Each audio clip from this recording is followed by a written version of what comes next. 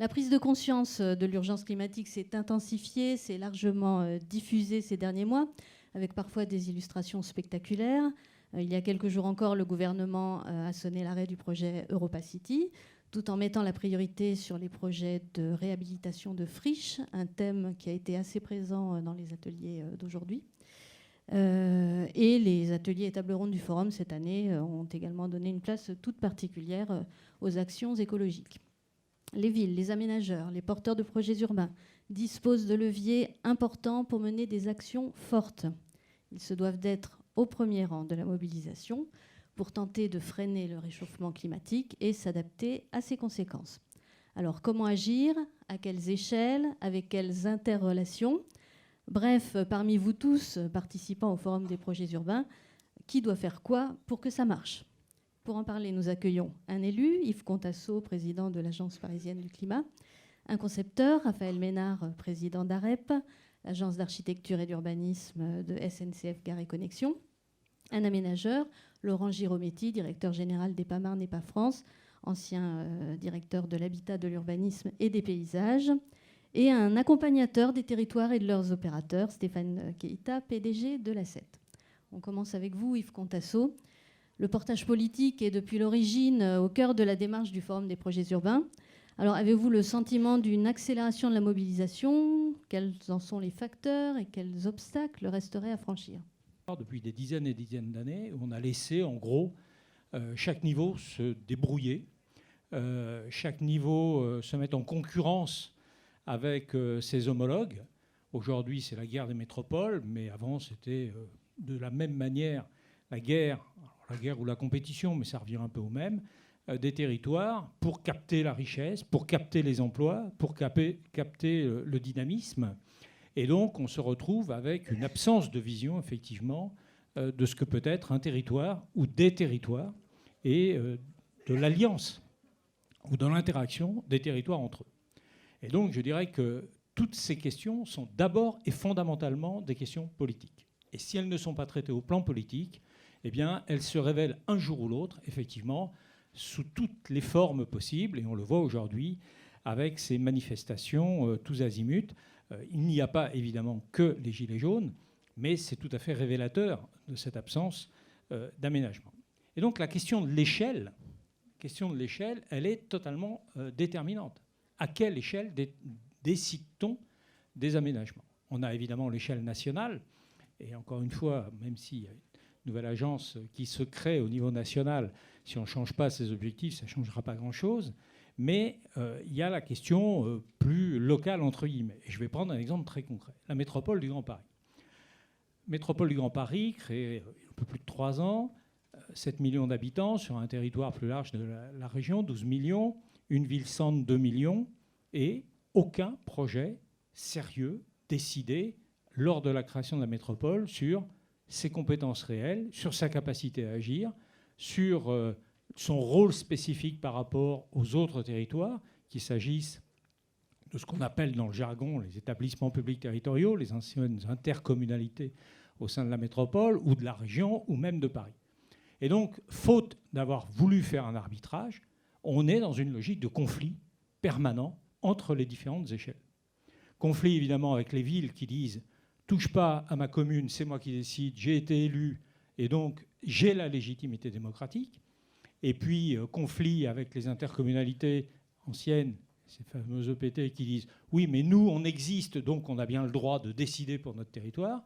Et la métropole qui officiellement a une compétence, notamment la compétence aménagement, mais encore faut-il que pour qu'elle puisse intervenir, il y ait un vote à la majorité des 2/3 pour dire « c'est un projet d'aménagement qui est d'intérêt métropolitain, et donc c'est moi qui prends la main ». Inutile de vous dire que dans le système politique tel qu'on le connaît, ce n'est pas la rationalité qui l'emporte. C'est des enjeux de « ah, il est de mon parti, je ne veux pas voter contre lui ». « Ah, il est dans l'opposition par rapport à la majorité, je vais voter contre ». Mais l'intérêt métropolitain est rarement, il faut bien le dire, au cœur de la décision. Sauf quand il s'agit de gros sous, typiquement. Faire la piscine pour les Jeux Olympiques, ça va être déficitaire. Donc là, on est prêt à donner ça à la métropole. À l'inverse, s'il s'agit d'un projet qui peut valoriser l'élu local, évidemment, il y aura un refus de transposer ça, de le transférer plutôt à la métropole. Et donc on a cette question fondamentale pour moi, qui est la question justement de l'échelle pertinente pour prendre des décisions en matière d'urbanisme. On le connaît bien en Île-de-France, une forme de spécialisation, pour ne pas dire de segmentation des territoires totalement servants, d'autres qui sont au contraire dans la captation sans arrêt toujours plus de richesses, au détriment nécessairement des autres territoires. Et donc on ne peut pas raisonner évidemment de la même manière selon qu'on pense que la réduction des inégalités territoriales est un enjeu essentiel pour la cohésion globale du territoire et pour un mieux vivre collectif, malgré toutes les études qui montrent qu'on vit mieux, même quand on est riche, dans un territoire moins inégalitaire que dans un territoire égalitaire. Il y a beaucoup d'études qui l'ont montré, mais il n'empêche, d'un point de vue des élus, quand on peut capter la manne financière fiscale, eh bien, on se moque un peu des autres territoires. Je donne juste un exemple. Entre 2001 et aujourd'hui, on est passé de 900 000 personnes qui n'habitent pas Paris, qui venaient y travailler tous les jours en 2001, à 1 100 000 personnes qui, tous les jours, n'habitent pas Paris, viennent y travailler. Pourquoi ? Parce que Paris continue à créer du bureau à tour de bras, parce que c'est ce qui rapporte. Créer des logements, c'est très coûteux, au-delà de la construction des logements, parce que d'ailleurs, il faut des équipements publics, il faut évidemment tous les services associés.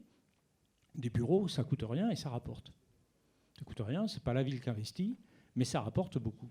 Et donc, cette course à la fiscalité des entreprises, elle continue à créer cette espèce de fuite en avant. 200 000 personnes supplémentaires qui viennent travailler à Paris. Vous imaginez l'impact en matière de détérioration des conditions de déplacement dans les métros, etc. Alors, beau nous dire qu'on va faire le Grand Paris Express, qu'on va faire plein de choses, mais de toute façon, tant qu'on concentrera les emplois aux mêmes endroits, eh bien, il y aura de toute façon une difficulté à répondre à ces questions, au-delà des questions, évidemment, d'impact sur le climat.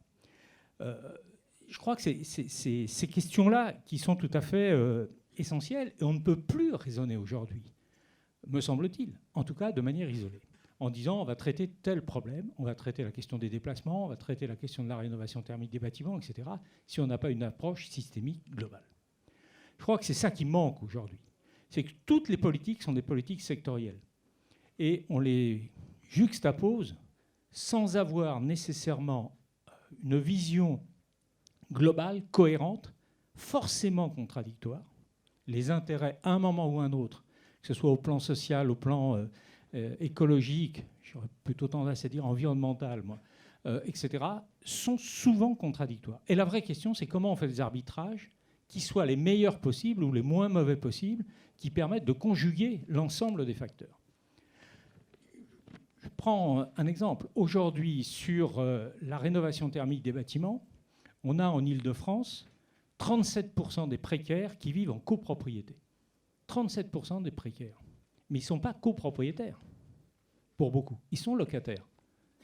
Quel est l'intérêt d'un propriétaire bailleur à rénover un logement dans lequel il a un précaire énergétique? Zéro intérêt. Zéro intérêt. Financièrement, socialement, écologiquement, il n'a aucun intérêt. Sauf s'il est très convaincu personnellement. Et donc, tant qu'on n'a pas des dispositifs qui permettent effectivement d'intégrer la dimension sociale et la dimension environnementale, et on voit que là, elles sont contradictoires, on n'avance pas. Et ça n'est pas les dernières décisions, je vais le dire, et encore ce matin, puisque les ministres étaient à l'Agence parisienne du climat pour faire leur point presse, qui vont permettre d'avancer.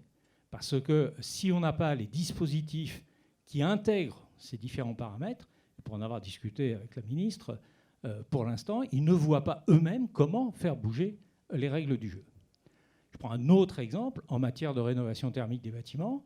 En copropriété, ça représente quand même 87% des logements privés sur le territoire de l'Île-de-France, la copropriété privée. On a un délai de 3 à 5 ans entre le moment où une copro commence à prendre le temps de réfléchir à faire des travaux et le moment où les travaux vont démarrer. 3 à 5 ans. C'est le rythme des AG de copropriété, etc., etc. 3 à 5 ans. Sauf que quand ils prennent une décision, Ils prennent une décision à l'instant T avec tous les paramètres qu'on connaît, au plan de la fiscalité notamment, des crédits, des possibilités de financement par les banques, fameux éco-prêts aux copropriétés. Et puis au moment où ils réalisent les travaux, 2 ans après, les règles ont changé. Et donc ils se retrouvent avec éventuellement des écarts considérables, on l'a vu ces derniers temps sur la question des fenêtres, mais pas simplement, où des choses qui pouvaient donner droit à crédit d'impôt et donc réduction du coût, eh bien, ne rentrent plus dans le cadre. Et donc la copro se dit je me suis fait avoir. Et donc aujourd'hui, on a plutôt un frein qu'une accélération dans la rénovation thermique des bâtiments, faute d'avoir une stabilité de moyen terme. Alors, y compris avec Philippe Pelletier, le président du plan bâtiment durable, ça fait quelques années qu'on frappe à la porte des gouvernements successifs en disant arrêtez ça, fixez la règle, une bonne fois pour toutes, que c'est au jour de la décision des travaux que la fiscalité va s'appliquer et pas au jour de la réalisation des travaux, parce que sinon les gens ne savent pas comment travailler. Donc, vous voyez des exemples extrêmement concrets qui donnent un peu les enjeux de comment les politiques, parce que là c'est 100% politique, influent sur des décisions d'aménagement ou de rénovation. Moi je pense que la question, il faut toujours, je disais tout à l'heure, différentes échelles, se poser la question, alors je vais faire une série d'oxymores, au niveau micro-local, mésolocal, macro-local. Le micro-local, c'est typiquement la rénovation. La rénovation, c'est immeuble par immeuble, et on a beau vouloir faire des plans un peu plus larges de rénovation, il ne faut pas rêver, c'est à chaque fois une opération spécifique, et on ne pourra pas faire autrement. Au niveau, ce que j'appelle mésolocal, c'est-à-dire non plus de l'immeuble, mais du quartier ou de la commune, là, les questions, elles sont plus diverses. Parce qu'on ne peut pas raisonner effectivement uniquement rénovation si on ne se pose pas en même temps la question des aménités, des questions de type mobilité. On est obligé d'intégrer tous ces éléments-là. La question de l'emploi, est-ce qu'on crée des espaces de coworking systématiquement là où il y a une densité de population résidentielle qui a peu d'emplois sur place, mais pour faire en sorte qu'à travers du télétravail, etc., et donc dès le départ de la conception, on intègre le fait qu'on va réduire les déplacements dans domicile-travail. Donc là, on est vraiment dans une autre vision. Puis après, il y a le macro-local, c'est typiquement la métropole, la région, enfin une échelle plus large, où là, on doit avoir une vision encore plus ambitieuse de l'aménagement de son territoire avec les différentes fonctions de la ville et je dirais de tout ce qui fait l'urbanisme. Alors les acteurs, moi je pense que si les politiques ne prennent pas ça en charge, c'est la pire des choses parce que c'est la théorie de l'offre derrière. C'est-à-dire que c'est les aménageurs, c'est les concepteurs, c'est les promoteurs, c'est les propriétaires qui vont décider de ce qui se fait. Et donc, on peut avoir le meilleur comme on peut avoir le pire. Et pour siéger dans beaucoup de jurys au niveau de Paris, je peux vous dire que je vois des choses qui, quelquefois, alors, peuvent faire sourire ou au contraire frémir, selon qu'on est de bonne humeur ou de mauvaise humeur. Quand je vois dans des concours qu'on nous dit « mais le bâtiment, il est en bois, donc c'est un puits de carbone », et qu'on nous fait un très beau dessin où on voit les émissions de CO2 qui arrivent devant le bâtiment puis qui s'effondrent dans le bâtiment, on dit « il faut oser ». Il faut oser mépriser les élus à ce point qu'on va leur faire croire des choses qui relèvent du fantasme le plus total. Et des comme ça, on en a tout le temps, tout le temps, tout le temps. Et donc, je crois que c'est hyper important que les collectivités locales, à tous les niveaux, se dotent à la fois de capacité d'analyse, mais forment évidemment leurs services, forment leurs élus. Il est très difficile, je ne le cache pas, de former des élus. Un élu, par principe, du moment qu'il a été élu, il sait. Sinon, il n'aurait pas été élu. Donc, c'est une priorité pour moi aussi de former les élus à cette approche systémique, mais aussi un peu technique, parce que sinon, on se fait raconter vraiment des salades. Et donc, je crois que ça, c'est un enjeu majeur. Et puis, il faut aussi qu'on ait la capacité de dire à certains promoteurs, à certains aménageurs, écoutez, vous nous avez raconté vraiment des choses pas très sérieuses, la prochaine fois, on se passera tout. C'est-à-dire que vous ne pourrez plus participer à un concours, que sais-je, à des projets, parce que vous n'êtes pas sérieux. Je pense qu'il faut avoir le courage de le dire. De la même façon qu'il faut avoir le courage de le dire, j'ai un voisin, il le sait, qu'on n'est pas d'accord avec un projet, parce qu'il peut être très intéressant pour lui, mais pour la ville, c'est une catastrophe. Et que donc, on n'accepte pas certains projets parce qu'ils sont en contradiction avec des intérêts supérieurs à l'intérêt de l'aménageur ou, en l'occurrence, non, c'est pas vous, c'est suivant. On parle de la gare du Nord, les choses sont claires. Voilà. Donc, où il y a des vraies contradictions d'intérêts. Et là, il faut aussi qu'on ait une capacité d'arbitrage qui aujourd'hui existe peu ou mal entre les décisions de l'État et les décisions locales. Donc voilà un petit peu des éléments, ce n'est que des éléments, évidemment, il y a beaucoup d'autres choses qui peuvent intervenir. Il y a la formation, évidemment, des acteurs, de tous les acteurs, mais je pense que celle des élus, en tout cas, est tout à fait essentielle. Alors, Raphaël Ménard, vous n'êtes pas particulièrement venu pour parler de la gare du Nord, mais vous en parlerez si vous le souhaitez. Vous avez pris, il y a un peu plus d'1 an, la présidence d'AREP, la plus grosse agence d'architecture française, et vous lui donnez une impulsion axée sur la ville résiliente et bas carbone. Est-ce que cela peut rencontrer les objectifs énoncés par Yves Contasso? Absolument. Et puis il y a plein de sujets sur lesquels on est parfaitement d'accord, au-delà de Gare du Nord et plus particulièrement sur, on va dire, le chantier culturel. Moi, avant toute chose, je voulais vous remercier, Marie-Christine, pour le petit mot de départ. En effet, parce que j'avais un peu insisté sur la question de la mixité de cette table ronde. Donc si je comprends bien, les années impaires sont masculines et les années paires sont féminines, c'est ça? Ça sera intégralement féminin, c'est très bien.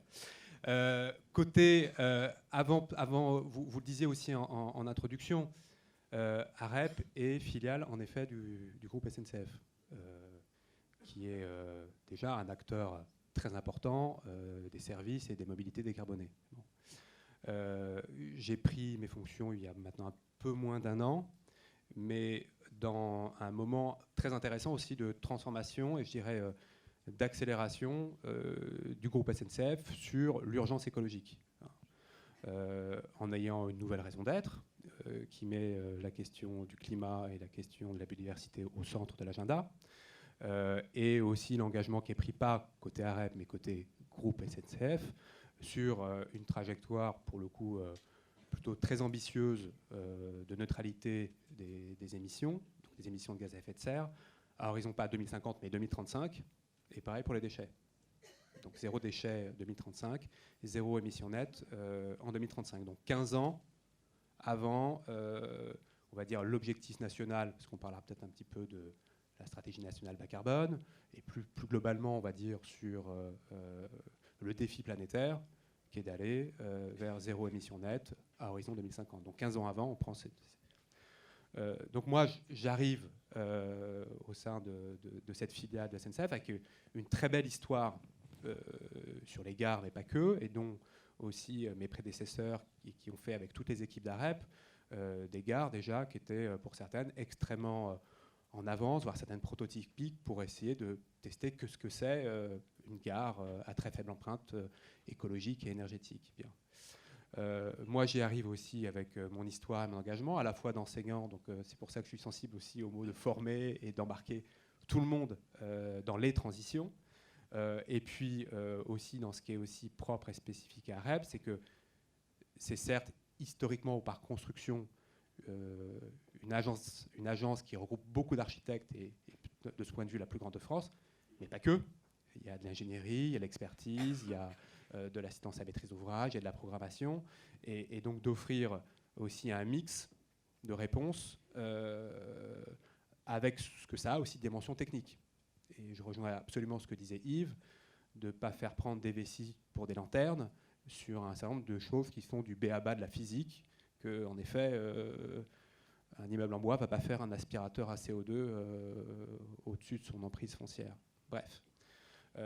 Donc, j'arrive, moi, chez AREP et au sein même de Gare et Connexion pour amplifier ce mouvement-là. L'amplifier à la fois en fabriquant aussi un regard sur, je dirais presque un crible, sur la façon de documenter ces transitions. Alors pour ça, on a statué sur le fait qu'il y en avait 5.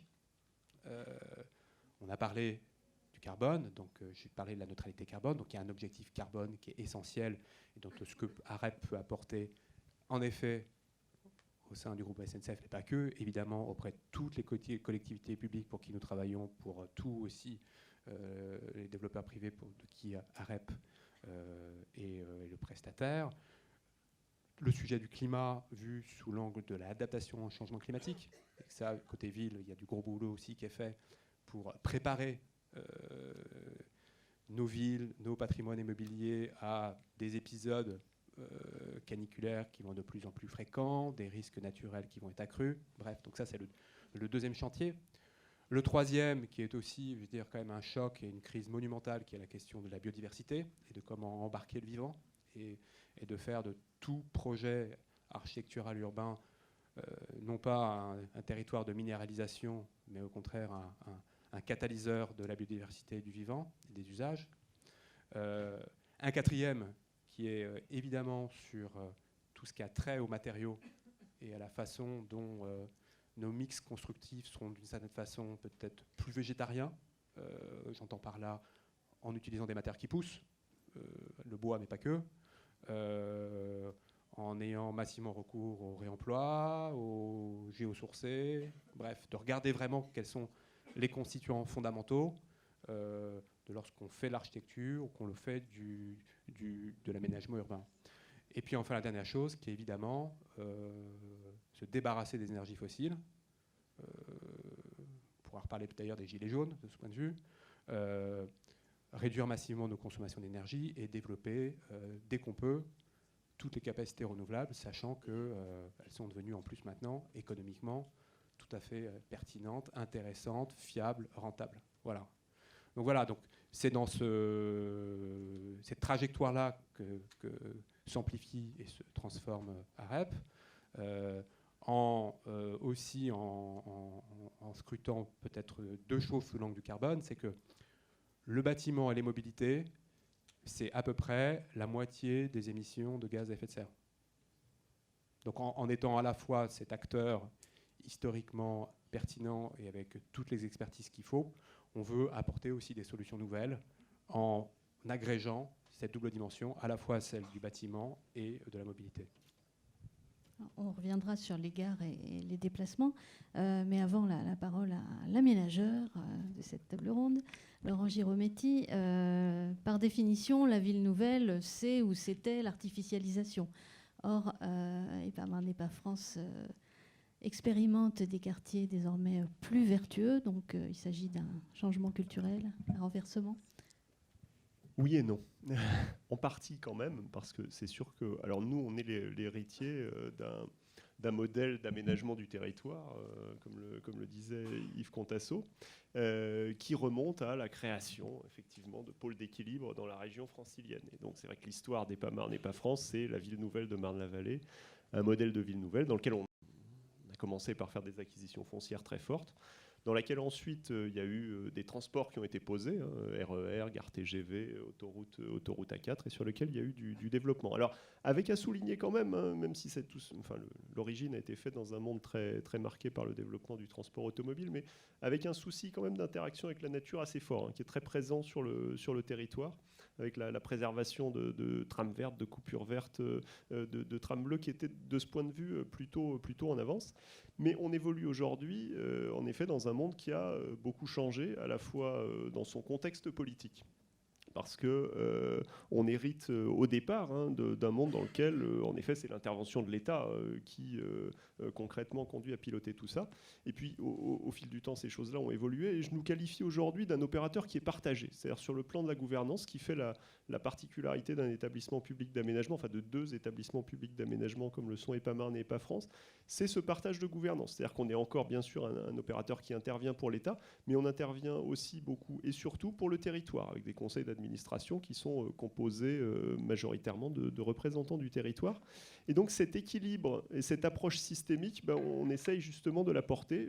J'ajoute par ailleurs qu'on ne correspond pas à une entité politique particulière, puisque notre périmètre d'intervention, qui a par ailleurs été élargi au-delà de la seule ville nouvelle historique, regroupe aujourd'hui 3 communautés d'agglos du 77 et une partie de 3 établissements publics territoriaux de la métropole du Grand Paris. Alors, on fait effectivement avec cette gouvernance et on essaye de porter des approches systémiques. par rapport au sujet qui nous occupe, hein, c'est-à-dire vraiment ces questions de transition environnementale, cette approche systémique, elle se manifeste par justement une approche innovante, un peu recherchée de manière systématique dans chaque opération, pour donner aussi à chaque opération une identité de ce point de vue. Ça se matérialise par le sujet de l'éco-construction, pour commencer. À partir du moment où on cède des fonciers, on a effectivement une capacité de prescription assez importante sur ce plan. C'est comme ça qu'on s'est positionné beaucoup sur la construction bois, l'emploi des matériaux biosourcés, le géosourcé, avec des actions ou des partenariats qui nous emmènent assez au-delà du métier d'aménageur classique. Typiquement, quand on va chercher à faire des opérations en terre crue basées sur un gisement local qui est lui-même situé sur un terrain qui nous appartient et où on va traiter avec un industriel qui a par ailleurs une implantation locale, elle aussi, pour faire cette transformation, on se retrouve finalement à accélérer, y compris du projet industriel, pour pouvoir traduire cette ambition d'éco-construction. On retrouve ça sur le plan des mobilités. Même chose, l'aménageur, il n'est pas autorité organisatrice des transports, bien évidemment, mais il doit apporter, tant que faire se peut, des solutions. Alors des solutions notamment dans la mobilité locale. Ça, c'est vrai qu'on va la retrouver à l'échelle des opérations. Comment on peut avoir des pôles d'échange, comment on peut avoir des hubs, comment on peut avoir une pratique simplifier ou faciliter du vélo, chose qui n'est pas si simple. C'est un peu vallonné du côté de Marne-la-Vallée, mais avec le développement des transports électriques et du vélo électrique, tout ça commence à prendre un intérêt plus important. Donc comment on peut essayer d'apporter des solutions qui passent aussi par la programmation urbaine. Vous le citiez tout à l'heure, hein, faire en sorte qu'on puisse vivre et travailler à courte distance, ça fait partie, là pour le coup, de l'ADN de départ de l'établissement, puisque la ville nouvelle historique, elle a un emploi par actif résident, ce qui est très très loin d'être le cas sur l'ensemble de l'Est d'une manière générale. Et d'ailleurs, dans l'extension de notre périmètre qui a eu lieu en 2016, les communes nouvellement entrées, elles ont plutôt un emploi pour 2 actifs résidents. Donc on le voit, enfin, le fait d'avoir eu cet aménagement ordonné a quand même aussi permis ce succès-là. Donc mobilité, j'en parlais. Biodiversité, ça a été cité à l'instant. Axe de travail très important qu'on essaye de nicher un peu partout. Enfin, à l'échelle des opérations, effectivement, à l'échelle des projets immobiliers, à l'échelle plus large des projets de quartier. On a en cours de développement en ce moment une zone d'activité bien plus verte que les autres, par exemple, du côté de l'Amirault, Croissy-Beaubourg. C'est vraiment des sujets sur lesquels on travaille beaucoup. Le métier d'aménageur se diversifie, il nous amène du coup à traiter des sujets, comme je disais tout à l'heure, un peu au-delà de notre métier de base. Comment organiser des circuits courts locaux alimentaires, par exemple. Ça, c'est à la fois du service qu'on va pouvoir apporter aux habitants des pôles urbains qu'on développe. C'est aussi l'enjeu de maintenir ou de développer une agriculture de proximité, par exemple. Donc ça, c'est des sujets sur lesquels on travaille aujourd'hui. On a un exemple qui devrait être mis en culture à Montévrain dès l'année prochaine. Donc là aussi, on sort du métier un peu historique, basique, pour essayer d'avoir des réflexions plus fines et toujours en partant de cette organisation locale. Même chose sur les rejets d'eau, la limitation de l'imperméabilisation. Bref, cette approche systémique, technique, effectivement, on essaye de l'avoir en réponse à des commandes politiques qui sont diverses et qu'on essaye là aussi d'agglomérer, c'est-à-dire traiter du local. Ce sont des projets locaux, ce sont de la réponse à des objectifs locaux, mais qui s'inscrivent dans des politiques nationales. C'est vraiment ce que j'appelle être un opérateur partagé de ce point de vue. Stéphane Keita, vous accompagnez les politiques publiques, les territoires, leurs opérateurs, pour, dans l'objectif quand même de produire des projets, in fine, projets dont l'acceptabilité est peut-être de plus en plus difficile à obtenir. Alors, que faut-il faire ? Que faut-il faire, grand Dieu ? Je n'en sais rien. C'est ce qui fait le succès d'ailleurs du Conseil, c'est qu'on n'en sait rien. La CET, effectivement, s'est repositionnée sur la chaîne du Conseil amont, du Conseil stratégique, de l'élaboration des projets de territoire, de l'évaluation des politiques publiques, et de plus en plus aujourd'hui sur l'évaluation ex ante de l'impact des politiques publiques. Et on sent bien qu'il y a une très forte demande aujourd'hui de la part des acteurs de, comment dirais-je, prévisualiser les effets de leurs projets sur la vie des territoires, les usages des habitants, etc. Et c'est à ce stade-là qu'on est en ce moment dans le Conseil, c'est comment est-ce qu'on peut poser des diagnostics préalables. Mais avant tout, je voudrais donner une petite précision qui n'est pas sans concerner notre sujet. Vous dites qu'on accompagne les décideurs locaux, mais pas que. Il y a beaucoup de missions que nous réalisons qui sont des missions prospectives, comme avec l'ADEME. Sur le tourisme, par exemple, nous sommes en train de conduire une mission où l'ADEME nous demande précisément d'évaluer l'impact du tourisme en France, sur le territoire national, à horizon 2030, et d'en déterminer les externalités positives, les externalités négatives, et voir si on peut faire une balance carbone ou écologique, si je puis dire, de l'impact du tourisme. Donc c'est très intéressant. On voit bien que les gros opérateurs se préoccupent vraiment de ça. De la même manière, nous sommes en train de constituer un dossier de réponse à un appel de l'Agence française de biologie qui porte sur la possibilité de partager les actions exemplaires réalisées par les entreprises ou par les collectivités en matière de préservation de la biodiversité. C'est aussi une façon, c'est aussi une méthode de partager. On aura l'occasion, je pense, tout à l'heure d'aller plus loin dans la notion d'acceptabilité, mais pour l'instant, qu'entendons-nous par acceptabilité ?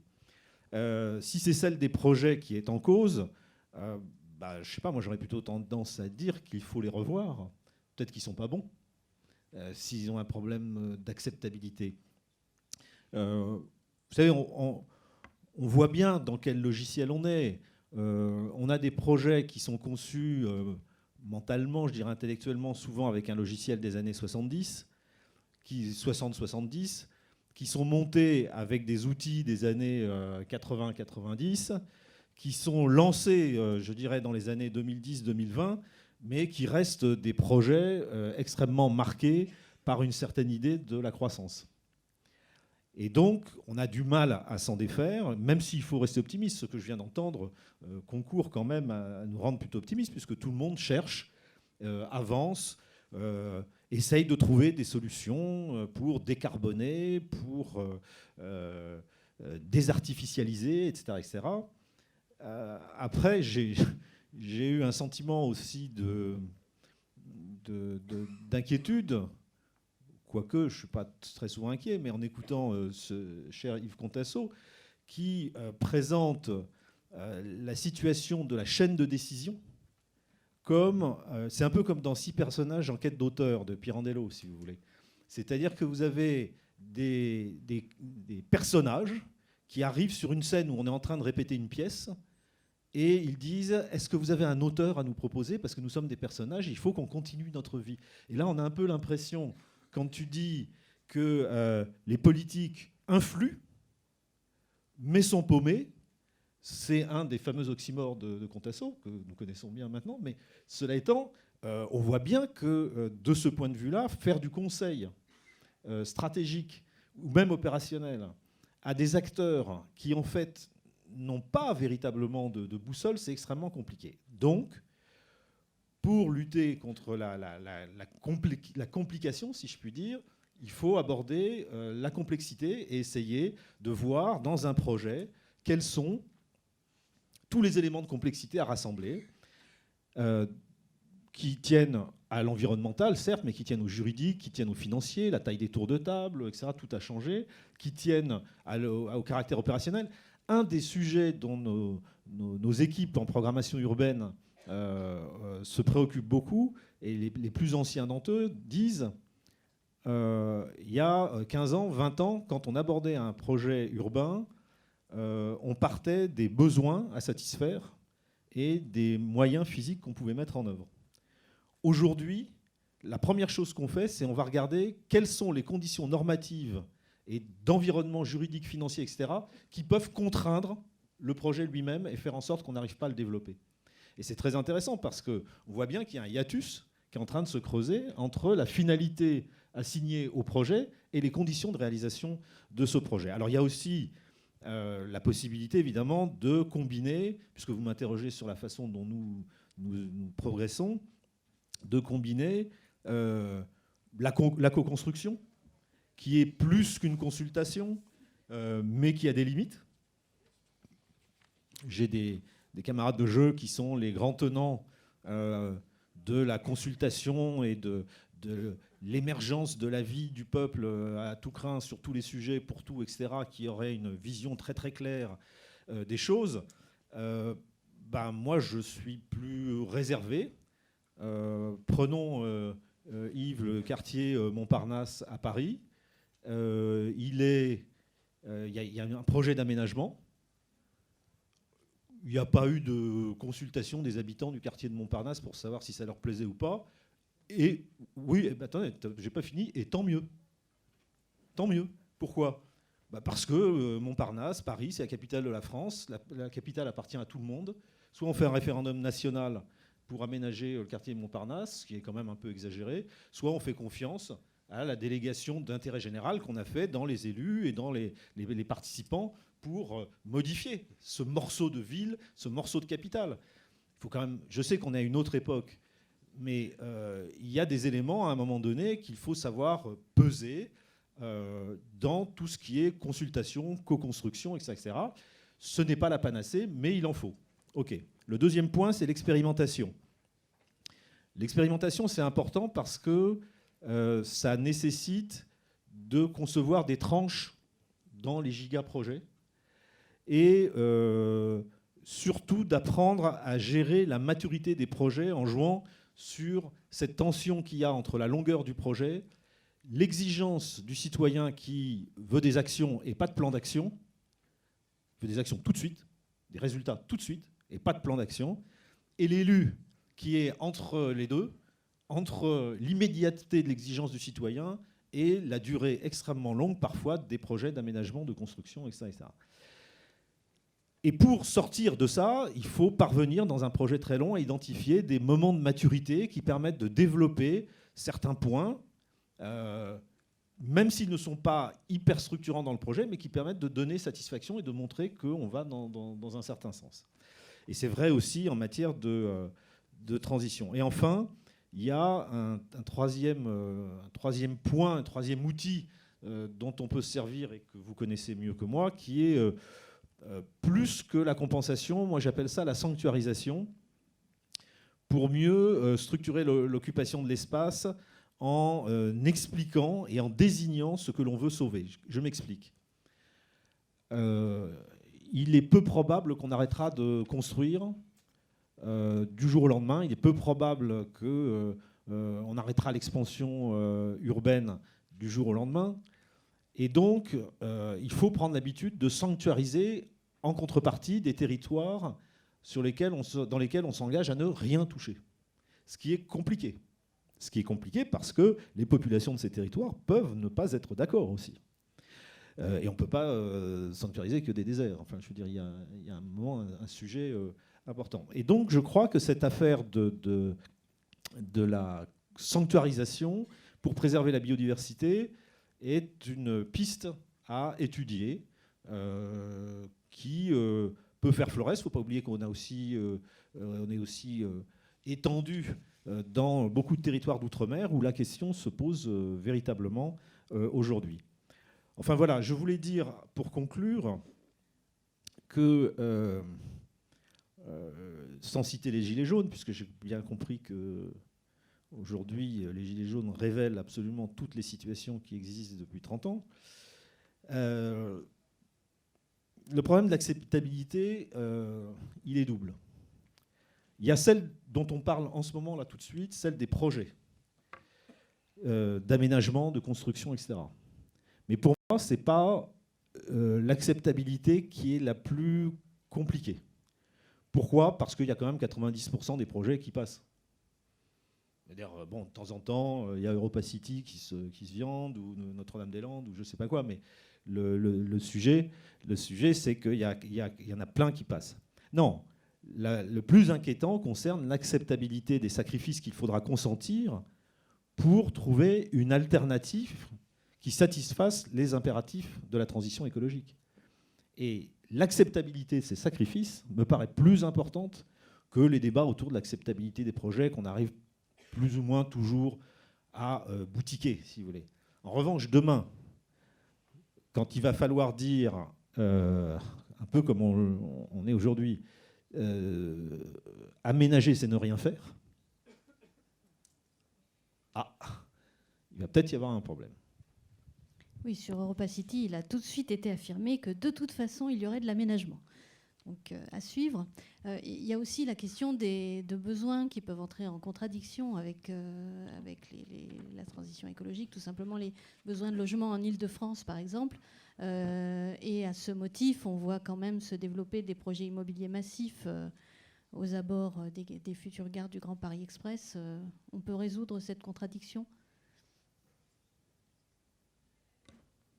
Oui, je crois que, et je vais reprendre l'exemple de Montparnasse, dire heureusement que les riverains ne donnent pas leur avis.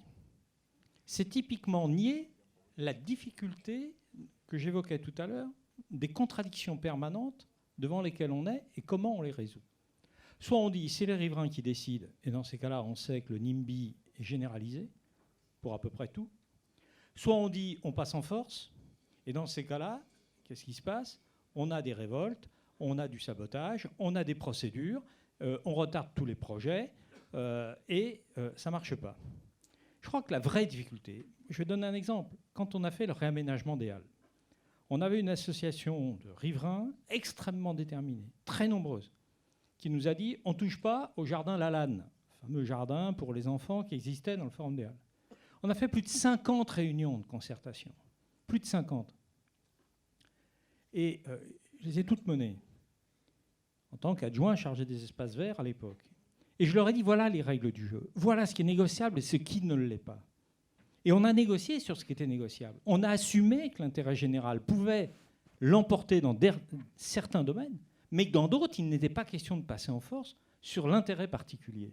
Et donc, moi, je ne crois pas que ce soit tout l'un ou tout l'autre. Je pense qu'à chaque fois, il faut écouter les différentes parties et assumer les responsabilités.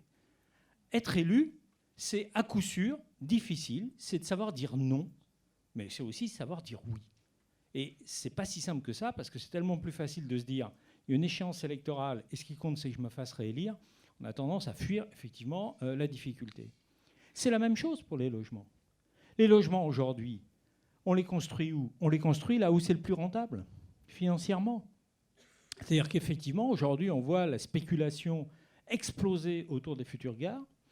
On voit en proche couronne aujourd'hui, dans des zones pavillonnaires, des promoteurs arriver, racheter chaque pavillon au double de sa valeur, parce qu'ils savent qu'en en achetant 3, 4, 5, ils vont pouvoir faire une opération de promotion immobilière qui va être hyper rentable, au détriment évidemment de tout ce qui fait le cadre de ville, paysage, etc.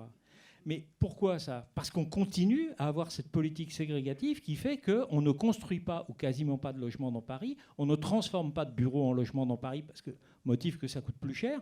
Le résultat, c'est qu'on a 800 000 mètres carrés de bureaux vides dans Paris.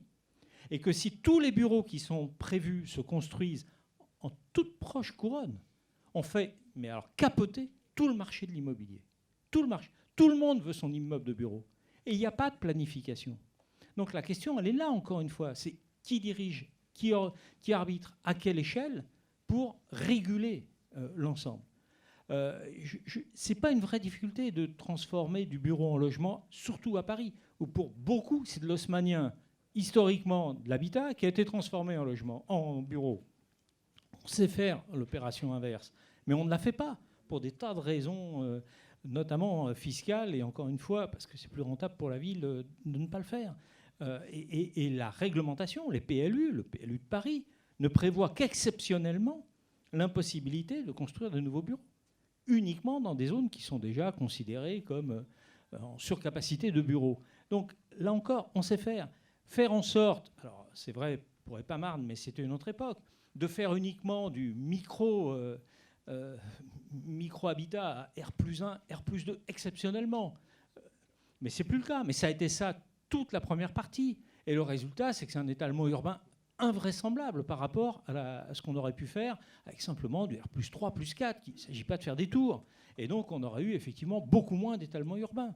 Et pour avoir travaillé pendant très très longtemps dans une entreprise qui a été décentralisée sur Epamarne, je vois bien à quel point ça a été compliqué pour les salariés parisiens d'aller travailler à Epamarne dans des conditions, effectivement, où le cadre de vie n'avait rien à voir à ce qu'on peut trouver quand on est au Palais Royal. Hein, c'est franchement... Oui, mais ça, on le trouve quasiment nulle part, hein, en même temps. Donc, on le trouve... Eh bien, je vais vous dire, Je vais vous dire, c'est pas si vrai que ça. C'est pas si vrai que ça, parce qu'on a un cadre de travail, mais on n'a pas le cadre d'habitat. Au Palais Royal, il n'y a personne qui habite. Il n'y a personne qui habite. Les gens, ils viennent y travailler. Mais c'est un des plus faibles taux d'habitat de Paris. Il n'y a que du bureau, il n'y a que des grands équipements publics, mais il y a très peu d'habitat. Je ne parle pas des quelques appartements sur le jardin du Palais Royal, qui sont d'ailleurs pour beaucoup des logements de fonction. Mais voilà, on peut avoir des aménités dans son cadre de vie, hein, sans être obligé d'être au cœur de Paris. Et si vous allez en première couronne, voire même plus loin, vous voyez qu'il y a des tas d'endroits où le cadre de vie, il est exceptionnellement agréable. Et il n'y a pas que Paris, enfin, il faut sortir aussi de ça. Alors, Laurent Girometti, puisque vous êtes cité, vous aussi, vous devez répondre à des besoins quantitatifs importants. Alors évidemment, on s'inscrit dans un marché francilien où il y a quand même une tension très forte. Pour ce qui nous concerne, elle est forte évidemment sur la demande de logement. Et on ne peut pas ne pas en produire. Et effectivement, dans le cadre économique dans lequel on est aujourd'hui, on ne peut pas par ailleurs ne le produire qu'en renouvellement urbain. Ça, donc, il faut qu'on trouve les moyens, en effet, d'une utilisation d'espace qui soit ordonnée, optimisée, ça c'est sûr. Enfin, on ne fait plus du pavillon, on n'a pas fait que ça, hein, historiquement, fort heureusement, mais c'est vrai qu'aujourd'hui, la production, elle est collective, elle est pensée avec les transports, bien évidemment. Enfin, on essaye d'être vraiment optimaux dans la façon de le faire. On a aussi une forte pression sur des locaux d'entreprise. C'est-à-dire que la demande, elle est quand même extrêmement importante, hein, de ce point de vue, en tout cas sur la partie de territoire où on est. C'est beaucoup moins vrai sur le bureau, où les choses se polarisent en deux endroits. Hein, dans la partie la plus à l'est de notre territoire, dans le secteur proche de la gare TGV, en fait, hein, au Val d'Europe. Enfin, là aussi, on est très fortement focalisé sur les transports. Et puis dans la partie la plus à l'ouest, dans la partie qui va être desservie par la SGP. Mais il y a en effet une vraie importance à penser et à porter des projets qui soient mixtes. Enfin, on le voit, hein, on essaye, nous, de porter cette vocation-là, c'est-à-dire amener de l'activité, amener des pôles d'équilibre. Je ne crois pas à un rééquilibrage total de l'Est vers l'Ouest. Enfin, l'implantation est très très forte du côté Ouest. Pour autant, on arrive à faire des opérations, ce sera le cas pour Marne Europe, ce sera le cas, je l'espère, sur le site des studios de Brie et de Villiers, d'avoir des opérations qui aient une identité économique particulière, par exemple autour des studios de cinéma de Brie, autour de ce qu'on peut faire à Marne Europe, et du coup d'arriver à implanter comme ça des pôles d'activité qui aient une identité particulière et à proximité, bien évidemment, de pôles de logement. C'est vraiment ce à quoi on aspire, ce vers quoi on pousse et on porte. Mais systématiquement, par contre, en bonne intelligence, bien sûr, avec le territoire, avec les élus, avec parfois un peu de complexité, il faut reconnaître.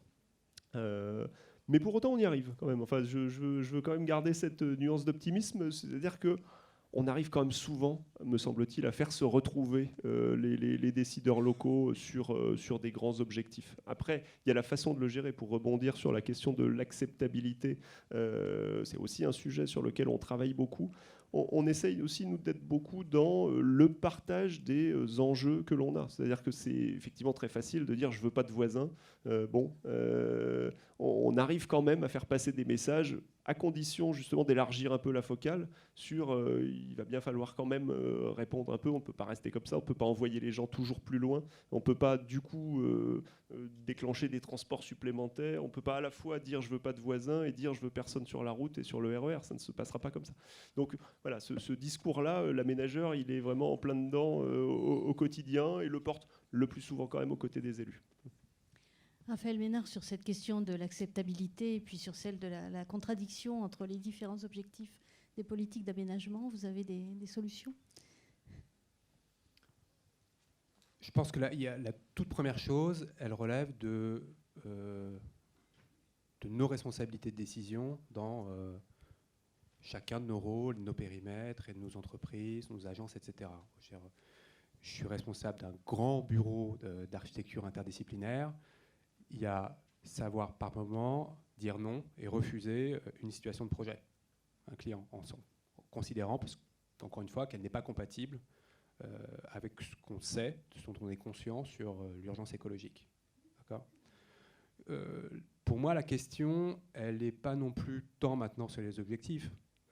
Les objectifs, tout le monde les connaît. Je veux dire, d'un point de vue politique, les choses ont bougé, les programmes ont bougé, et que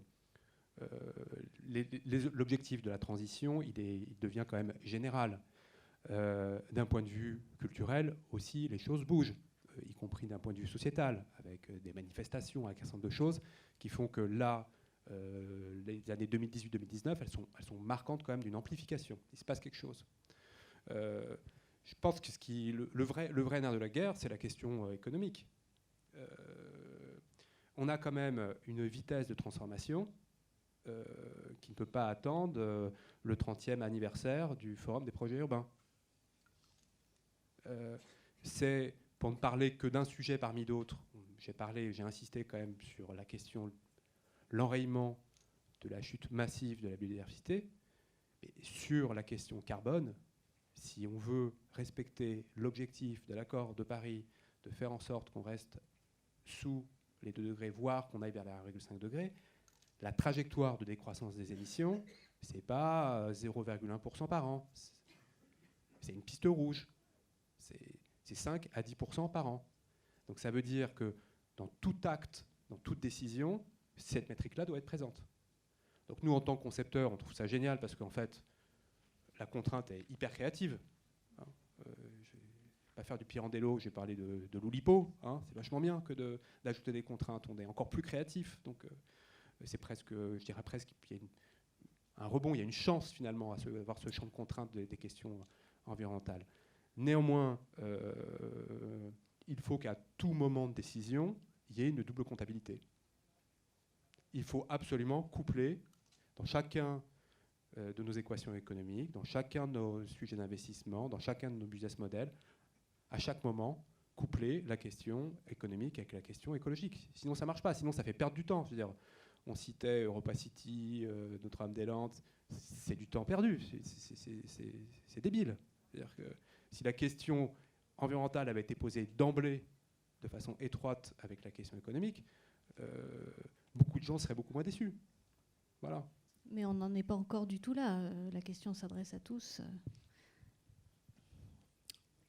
À cette prise en compte de la comptabilité environnementale. Bon, ce qui est sûr, c'est que aujourd'hui, ce n'est plus simplement le coût des opérations qui préoccupe les acteurs du développement territorial, c'est l'impact sur les fonctionnalités, sur la ville, sur les usages, quel effet va produire le projet. Donc mais je partage totalement ce qui vient d'être dit, ce n'est quand même pas complètement partagé.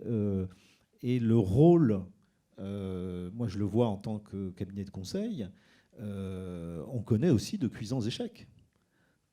Par exemple, un élu qui veut qu'on l'assiste et qu'on l'accompagne dans la création d'une salle de spectacle, une grande salle de spectacle, et qui veut un palais des congrès, on lui explique que c'est pas raisonnable, que c'est pas compatible, que c'est pas transitionnel, que patati patata, et on lui rend une copie qui va dans ce sens-là et qui démontre que ce n'est pas raisonnable, pas simplement pour des raisons financières, mais aussi pour des raisons de gestion. Et il déchire la copie, il dit si, je veux le palais des congrès. Où est l'autorité de sanction là-dedans? Qui sanctionne? Qui fait quoi? Ce n'est pas à moi de le faire. Vous savez bien que le principe du conseil, c'est qu'on ne mord pas la main qui vous donne à manger. Donc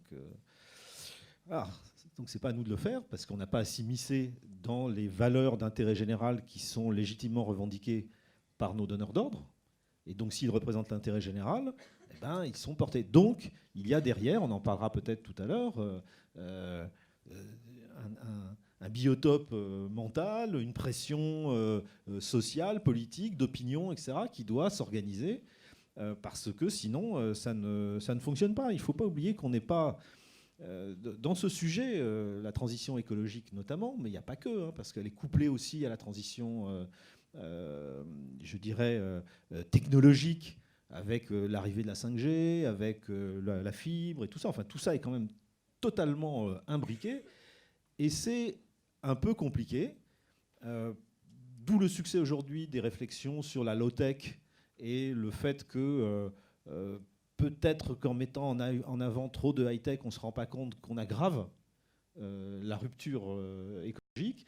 Je vous rappelle comme ça, à titre anecdotique, qu'un un appel, la recherche sur un moteur de recherche d'un mot, ça consomme l'équivalent d'une bouilloire à café. Hein. Donc, vous voyez le nombre de cafés qu'on se fait quand même chaque minute, et chaque seconde même. Donc, je crois que aujourd'hui, cette contrainte créatrice que tu évoques, elle existe.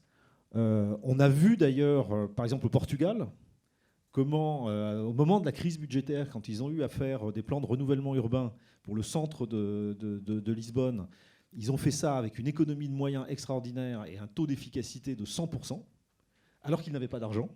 Pourquoi ? Parce que, d'ailleurs je peux vous dire anecdotiquement, le problème dans les plans de renouvellement urbain, c'est la crédibilité de l'engagement des politiques. C'est-à-dire que souvent, les populations ne croient pas que les politiques vont y aller, vont le faire et vont faire quelque chose qui va les satisfaire.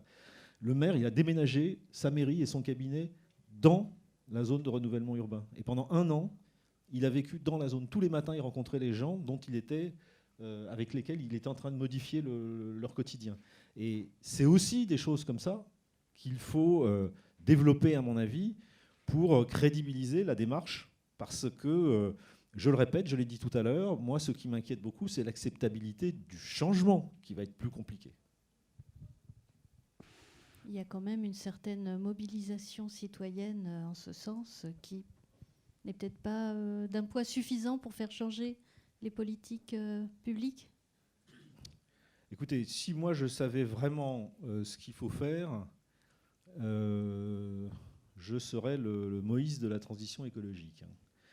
Je rappelle que Moïse, quand même, son principal exploit, ce n'est pas d'avoir ouvert la mer Rouge en 2, parce que ça c'est un miracle, c'est d'avoir réussi à convaincre son peuple de traverser alors que ce n'était pas tellement engageant.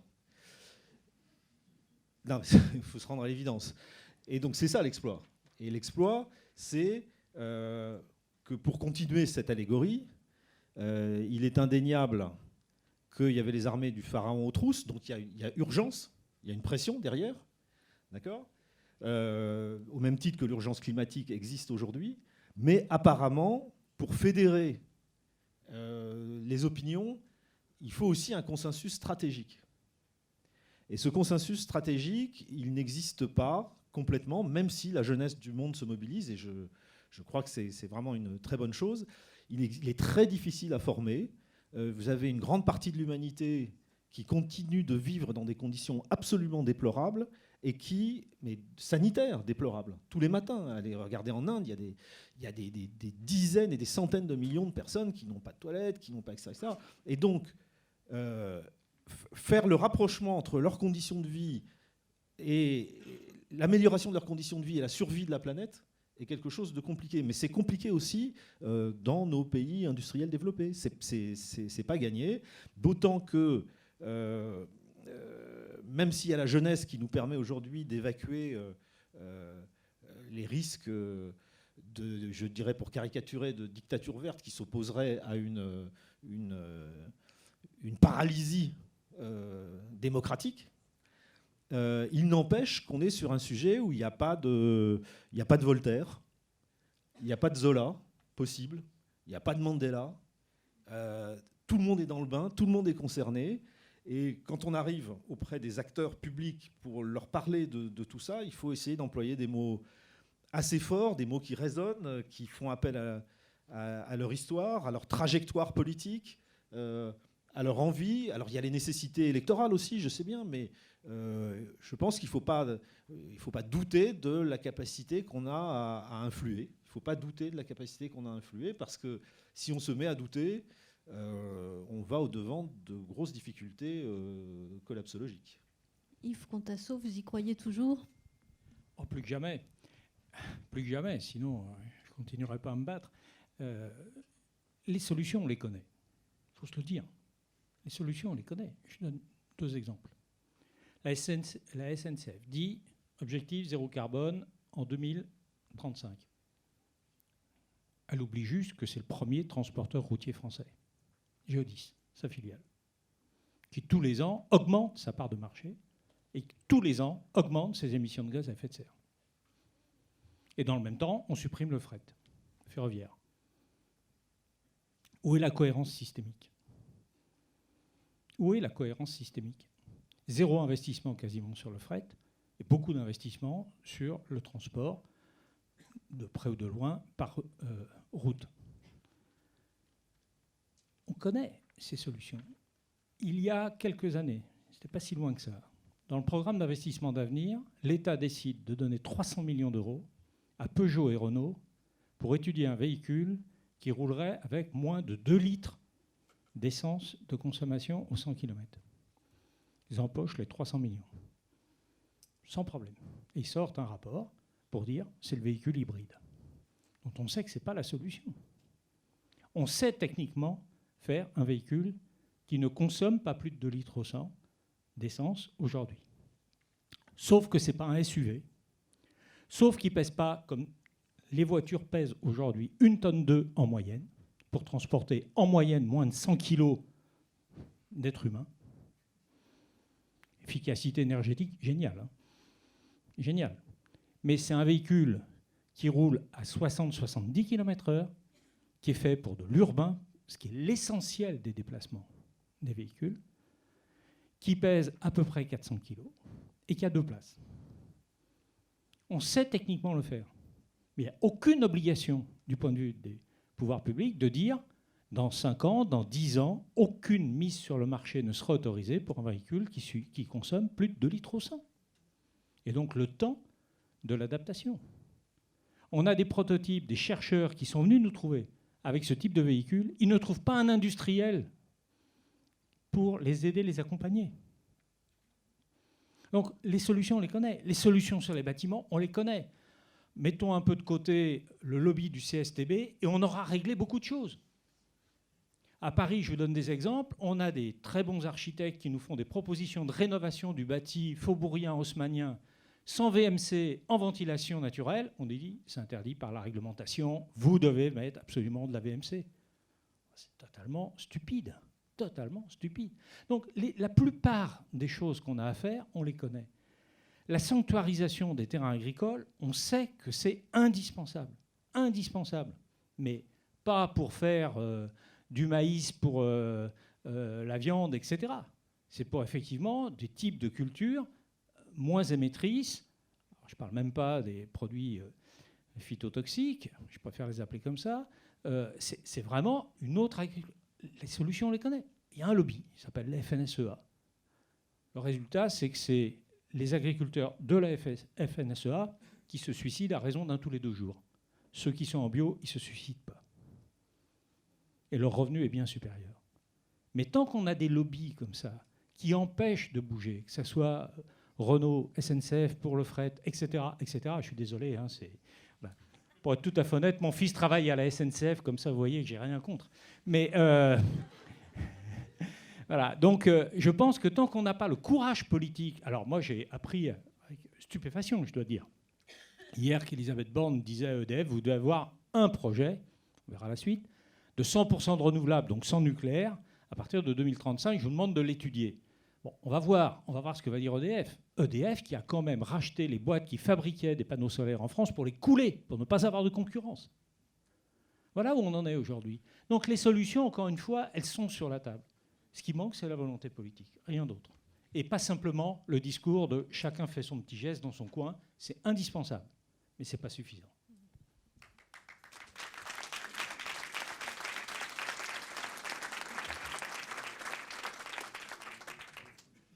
Oui, un petit complément quand même, un petit rebond. non, là, heureusement, sinon j'aurais sauté. Non, juste pour défendre nos voisins et amis du CSTB peut-être. En fait, bon, c'est pas qu'une question de CSTB, c'est souvent derrière une question d'assurance. Enfin, en tout cas, on le voit beaucoup nous sur les sujets d'écomatériaux. Et d'une manière générale, c'est juste qu'on vit dans un système qui a été basé, où enfin tout le corpus réglementaire, il a été construit dans un monde qui n'est pas celui de demain. Et ça, c'est assez clair. Et donc on a un sujet, en effet, avec la prise de risque qui peut aller avec tel ou tel nouveau matériau. C'est-à-dire que vous avez à la fois un corpus réglementaire qui a été développé à une période où, par ailleurs, ces enjeux environnementaux étaient peu perçus ou peu pris en compte, et que du coup, arriver à défaire ça, ça nécessite d'aller vraiment souvent à la racine de tout un tas de choses et de se dire en effet, est-ce qu'on peut prendre le risque? Et tant que vous n'avez pas toute la chaîne d'acteurs qui se dit en effet, il y a des choses, il faut que je les considère différemment, ça reste compliqué parce que vous avez votre constructeur qui vous dira ah oui mais je peux pas, ou ça va coûter plus cher parce que je vais pas être assurable, et l'assureur qui va dire ah oui mais moi je prends qu'une solution qui est éprouvée, alors celle-là elle n'est pas éprouvée, alors souvent elle était éprouvée il y a 200 ou 300 ans en réalité, mais elle n'a pas été éprouvée au moment où on faisait la norme. Enfin, donc c'est ce type de difficulté auquel on est confronté. Plus celle qui a été un peu évoquée là, c'est que, pour rebondir sur ce qui a été dit tout à l'heure, en fait, sur un peu l'alignement des planètes, quand vous révélez des coûts cachés, parce que les enjeux environnementaux, c'est ça, en fait, on révèle des coûts cachés. Comme on vit à crédit de générations futures, finalement, pour l'instant, c'est le futur qui paye. On arrive au moment où on se dit le futur ne va pas pouvoir payer éternellement, et du coup, il va falloir changer un peu l'équation pour que quelqu'un paye le coût caché. Et c'est fondamentalement la difficulté, elle est là. Alors on voit certains acteurs qui parfois sont prêts, et on le voit dans la mobilisation citoyenne, sur des changements d'habitude de mobilité pour certains, sur des changements d'habitude alimentaires. Enfin, certains sont prêts à endosser ce coût caché ou à trouver des solutions pour faire que ça passe bien. Et pour d'autres, c'est en effet beaucoup plus compliqué. Ça nous renvoie vraiment aux impacts sociaux qu'il est nécessaire d'accompagner. Ce qui est agréable quand même, c'est qu'il y a des cas où on a un bon alignement, c'est-à-dire où à la fois il n'y a pas vraiment de coûts cachés, ou au contraire on gagne de l'argent. C'est le cas notamment sur la gestion de l'eau, où on peut faire à la fois moins cher et plus écologique le plus souvent. Mais ça nécessite de convaincre le bureau de contrôle, de convaincre le bureau d'études, ou d'en changer pour un qui est habitué à ceci. Donc on voit que ce sujet finalement de désapprentissage pour pouvoir passer à autre chose, on est en plein dedans. La bonne nouvelle, c'est que quand même ça avance, et ça avance assez vite. J'espère juste que ça avancera suffisamment vite. Une ou deux remarques ou questions dans la salle à ce stade? Je ne vois pas grand-chose.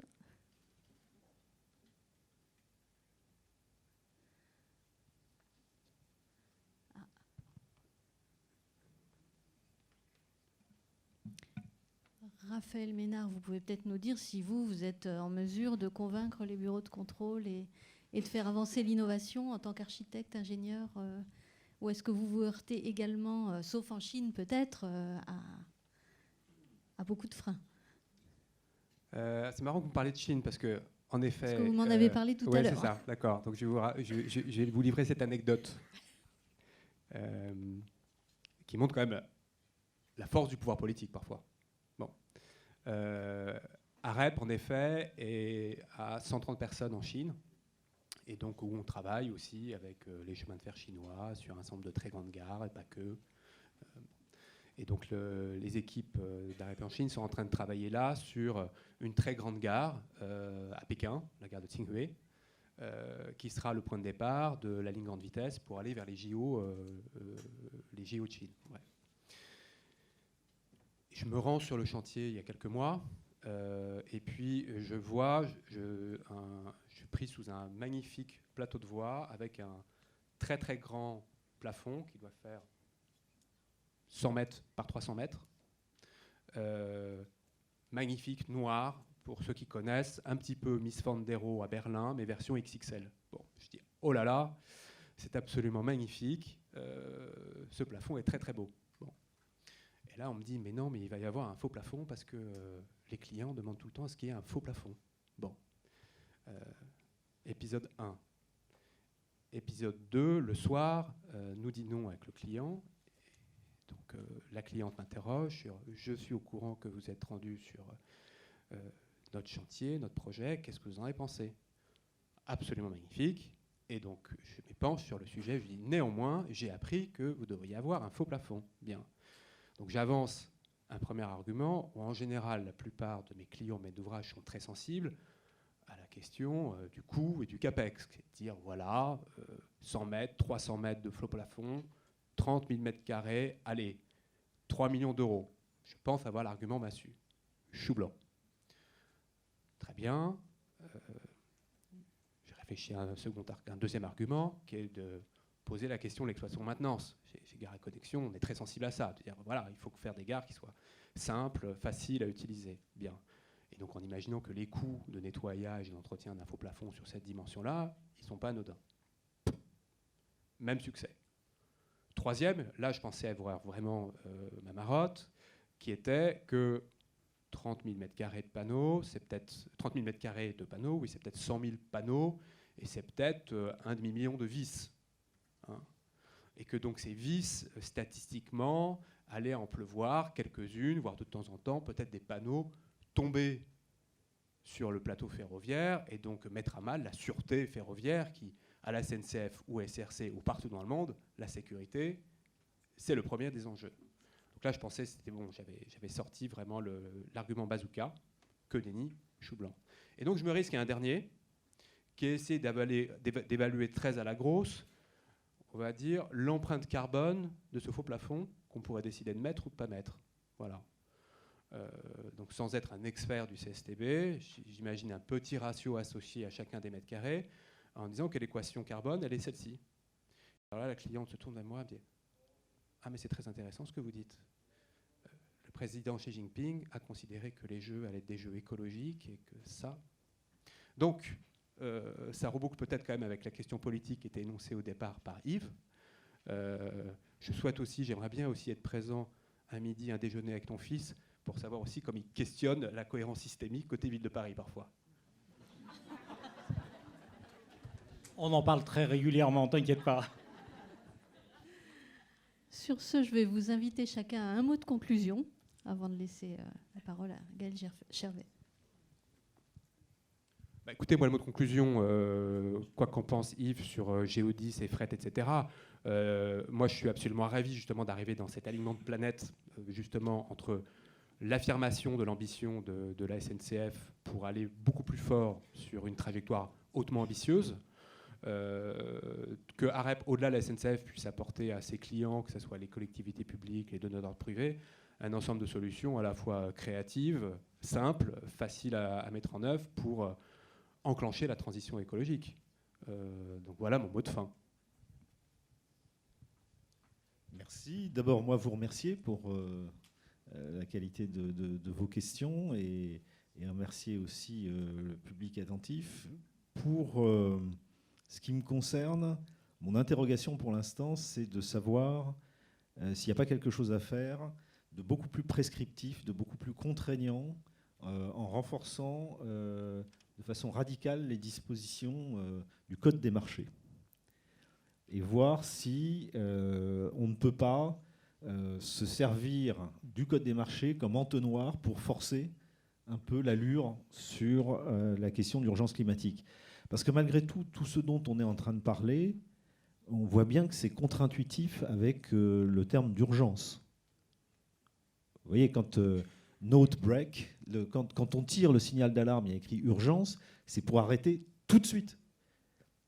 C'est pas pour s'installer dans les fauteuils et dire bon ben on a tiré le signal d'alarme, ça y est, c'est fait, et puis on va attendre quelques kilomètres pour s'arrêter. On verra s'il s'arrête d'ailleurs, et si peut-être même il y a une possibilité que ça s'arrête pas.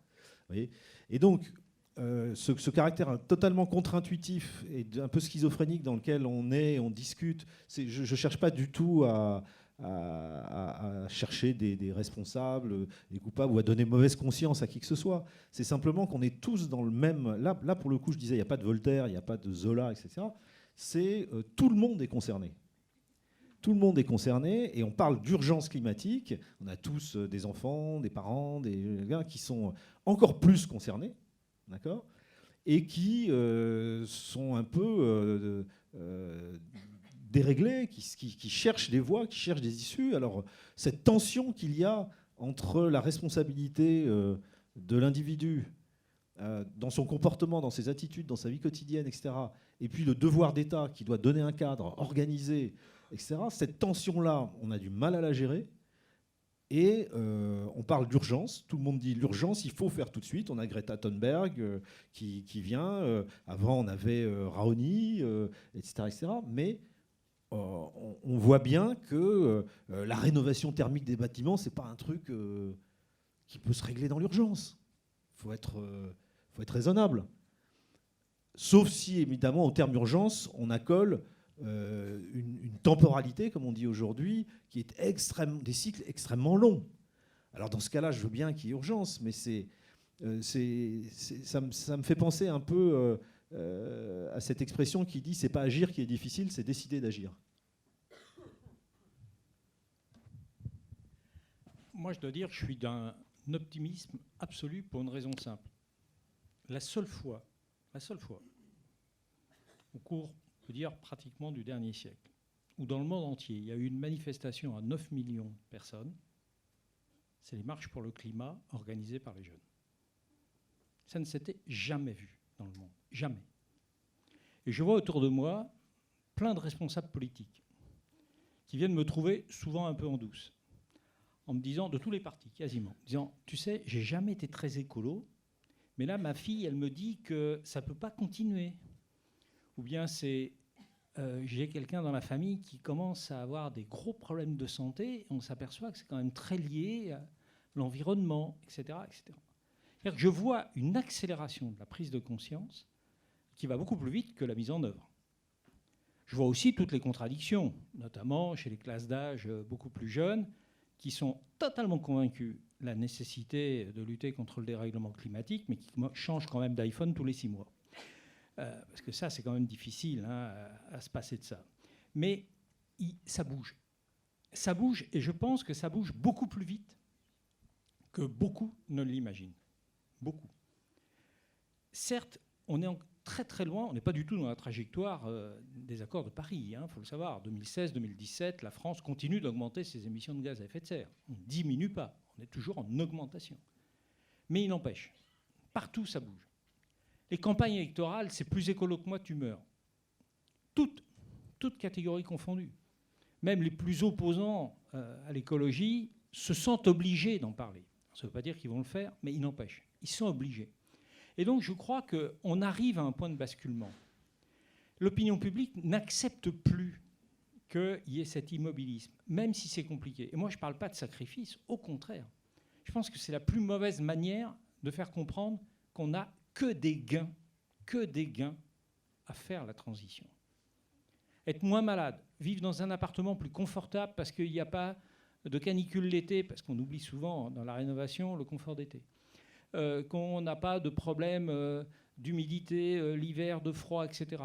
Qu'on peut avoir une voiture qui consomme moins et que donc on y gagne en termes de pouvoir d'achat, etc. Il n'y a que des gains. Que des gains. À condition qu'on n'ait pas des fausses solutions. La Smart City, les capteurs partout qui vont tout régler, etc. Ça, c'est les fausses solutions.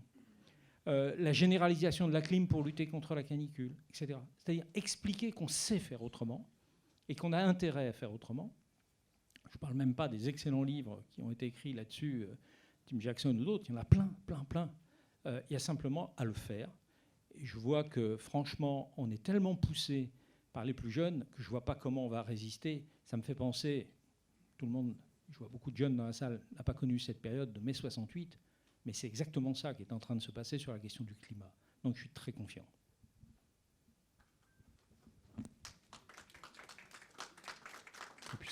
Puisque j'ai le mot de la fin, en l'espèce, être un aménageur public en ce moment est de ce point de vue assez intéressant, justement parce qu'on a sans doute la chance à la fois de voir les mouvements que vous décrivez, encore quand même le chemin qui reste à parcourir, mais d'être en capacité d'impulser ces solutions, de les mettre en application, de les mettre en œuvre, en n'ayant pas des objectifs financiers trop pressants, en l'espèce. C'est de ce point de vue être dans la sphère publique tout en ayant une capacité d'action entrepreneuriale et je pense un bon positionnement pour faire évoluer les choses. C'est le nôtre en tout cas. Merci beaucoup.